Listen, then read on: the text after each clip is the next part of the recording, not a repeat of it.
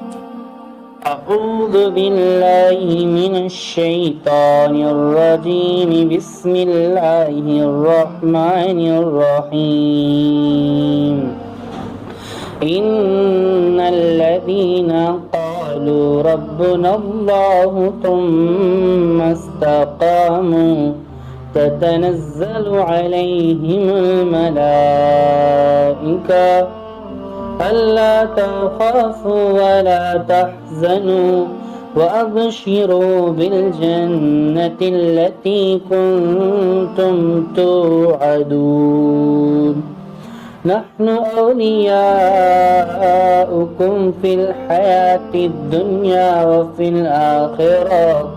وَلَكُمْ فِيهَا مَا تَشْتَهِي أَنفُسُكُمْ وَلَكُمْ فِيهَا مَا تَدَّعُونَ نُزُلًا مِّنْ غَفُورٍ رَّحِيمٍ صدق اللہ العظیم۔ پیارے دوستو، اللہ تعالیٰ اپنے بندوں سے 70 ماہوں سے بھی زیادہ محبت کرتے ہیں۔ ہم دنیا کے اندر میں رہ کر کے دیکھتے ہیں اور محسوس بھی کرتے ہیں کہ انسان جو ہے اپنی منمانی زندگی بھی جب گزارتا ہے تو اللہ تعالیٰ اس پر فوراً عذاب نہیں بھیجتے ہیں، بلکہ ہم دنیا کے اندر میں رہ کر کے دیکھتے ہیں اور محسوس کرتے ہیں کہ جب کوئی دوست اپنے دوست سے ناراض ہو جاتا ہے تو وہ اس کے پاس سے گزر جاتا ہے، لیکن اس کی طرف مڑ کر کے دیکھنا بھی پسند نہیں کرتا ہے۔ وہ چاہتا ہے، وہ تو اس کی طرف پلٹ کر کے دیکھتا بھی نہیں ہے کہ اس کو میں دیکھوں۔ وہ کہتا ہے کہ یہ صحیح انسان نہیں ہے، اس کے پاس میں اپنا ٹائم کیوں دوں، تو وہ یہ کہتا ہے اور وہاں سے چلا جاتا ہے۔ لیکن اللہ تعالیٰ، بندہ جب اللہ سے دور ہوتا ہے پھر بھی اللہ تعالیٰ اس سے یہ نہیں کہتے کہ تو میرا بندہ نہیں ہے، تو جا، تو اپنی منمانی والی زندگی گزارتا ہے، بلکہ نہیں دوستو، ایسی بات نہیں ہے، بلکہ اللہ تعالیٰ تو اپنے بندوں سے 70 ماہوں سے بھی زیادہ محبت کرتے ہیں۔ اور کیسی محبت کرتے ہیں کہ اللہ خود ارشاد فرماتے ہیں کہ یا ایھا الانسان ما غرک بربک الکریم، کہ اے بھولے ہوئے بھٹکے ہوئے میرے بندے، تیرا رب بڑا کریم ہے، تیرا رب بڑا کریم ہے، آجا آجا۔ اللہ اس کو بلاتے ہیں، ہمارے اللہ جی ان کو بلاتے ہیں۔ اللہ اپنے بندوں سے 70 ماہوں سے زیادہ محبت کرتے ہیں۔ ہم نے تو دنیا کے اندر میں 1 ماہ کی محبت کو دیکھا ہے دوستو، کہ خود گیلے میں سو جاتی ہے، خود سوکے میں سلاتی ہے اور خود گیلے میں سو جاتی ہے، اپنے منہ کا نوالہ نکال کر کے ہم لوگوں کو کھلاتی ہے، بڑی تکلیفیں برداشت کرتی ہے، اپنے بچے سے بڑی محبت کرتی ہے۔ تو دنیا والوں کی محبت، دنیا میں 1 ماہ کی محبت تو ہم لوگوں نے دیکھی ہے، لیکن اللہ تعالیٰ اپنے بندوں سے 70 ماہوں سے زیادہ محبت کرنے والا ہے۔ اسی لیے تو اللہ تعالیٰ نے انبیاء علیہ الصلاۃ والسلام کے سلسلے کو جاری اور ساری فرمایا کہ کوئی ایک بھی جہنم کے اندر میں نہ جانے پائے۔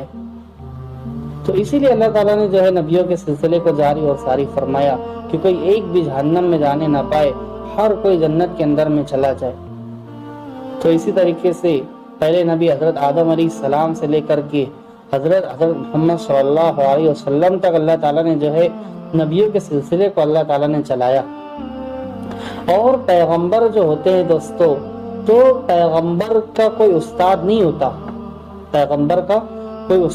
ہوتا، بلکہ پیغمبروں کا استاد تو خود ہمارے اللہ ہوتے ہیں۔ پیغمبر کا کوئی استاد نہیں ہوتا۔ دنیا کے اندر میں جب کسی انسان کو علم حاصل کرنا ہوتا ہو تو وہ کس کے پاس میں جاتا ہے؟ وہ استاد کے پاس میں جاتا ہے، اور پھر جس کو جو کام آتا ہے اس سے جا کر کے وہ کام وہ سیکھتا ہے۔ لیکن ہمارے نبی دیکھو، ہمارے نبی پڑھے لکھے نہیں تھے، ہمارے اللہ نے ان کو پڑھایا، ہمارے اللہ نے ان کو سب سکھایا۔ تو نبیوں کے پاس میں جو ہے اللہ کی طرف سے علم آتا ہے، اللہ کی طرف سے ان کے اوپر وحی نازل ہوتی ہے، اللہ کی طرف سے ان کے پاس جبرائیل علیہ السلام آتے ہیں، فرشتے ان کے پاس میں آتے ہیں، اور اللہ کی طرف سے ان کے دلوں کے اندر میں باتیں ڈالی جاتی ہیں، اور ہمارے اللہ کی طرف سے ان کو خواب کے ذریعے سے جو ہے باتیں سمجھائی جاتی ہے۔ تو ان طریقے سے اللہ تعالیٰ کی طرف سے وحی نازل ہوتی ہے دوستوں۔ تو اللہ تعالیٰ نے نبیوں کے سلسلے کو اس لیے جاری کیا کہ نبیوں کو اللہ نے زندگی پہلی سمجھا دیے، ان لوگوں کو پہلے سب سکھا دیا ہے کہ دیکھو تم کو ایسی زندگی گزارنا ہے، اور یہاں سے جانے کے بعد میں تم کو کیا کرنا ہے، لوگوں کو دعوت دینا ہے، لوگوں کو میری طرف متوجہ کرنا ہے، ایک اللہ کی طرف متوجہ کرنا ہے، اور کرنے کے بعد میں تم کو ان سے کہنا ہے کہ دیکھو اللہ تمہارا خالق ہے، اللہ تمہارا مالک ہے، اللہ تمہارا پالنے والا ہے، اور میں اللہ کا بھیجا ہوا قاصد ہوں، میں اللہ کا بھیجا ہوا نبی ہوں، مجھے نبی مان لو، اللہ کو اللہ مان لو، تم کامیاب ہو جاؤ گے۔ اور ہر نبی کا ایک کلمہ تھا دوستو، ہر نبی کا ایک کلمہ تھا، لا الہ الا اللہ محمد رسول اللہ صلی اللہ علیہ وسلم، لا الہ الا اللہ موسیٰ کلیم اللہ، لا الہ الا اللہ اسماعیل ذبیح اللہ، ہر لا الہ الا اللہ عیسیٰ روح اللہ،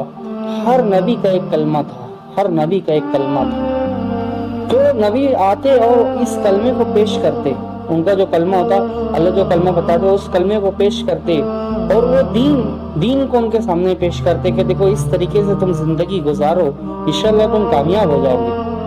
اللہ تعالیٰ چاہتے ہیں کہ بندہ کامیاب ہو جائے، لیکن اگر بندہ نہ چاہے کہ اس کو کامیاب نہیں ہونا ہے تو پھر وہ اپنی من مانی زندگی گزار کے ناکام ہو سکتا ہے۔ تو اسی لیے دوستو عقل مند چالاک اور ہوشیار شخص وہ ہے جو اللہ کے تابع اپنے آپ کو کر دے، اور عقل مند چالاک ہوشیار شخص وہ ہے جو حضرت محمد صلی اللہ علیہ وسلم کی نورانی اور پاکیزہ زندگی کو جو ہے آئیڈیل بنا کر کے زندگی گزارے۔ اللہ نے نبیوں کو اسی لیے بھیجا کہ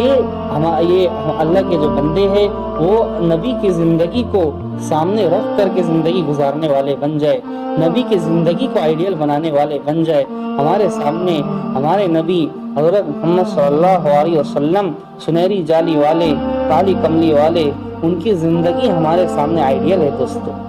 اللہ تعالیٰ قرآن کے اندر میں ارشاد فرماتے ہیں کہ لقد کان لکم فی رسول اللہ اسوۃ حسنہ، کہ حضرت محمد صلی اللہ علیہ وسلم کی نورانی اور پاکیزہ زندگی تمہارے لیے ایک بہترین نمونہ ہے۔ تو دوستو ہمارے لیے ہمارے نبی کی زندگی ایک بہترین نمونہ ہے۔ دیکھو ہمارے نبی حضور پاک صلی اللہ علیہ وسلم کی زندگی کو اگر ہم اپنا لیں گے تو دوستو دنیا میں بھی ہماری کامیابی ہوں گی، اور آخرت میں بھی اللہ تعالی ہم لوگوں کو کامیابی عطا فرمائیں گے، اللہ خوشگوار زندگی عطا فرمائیں گے،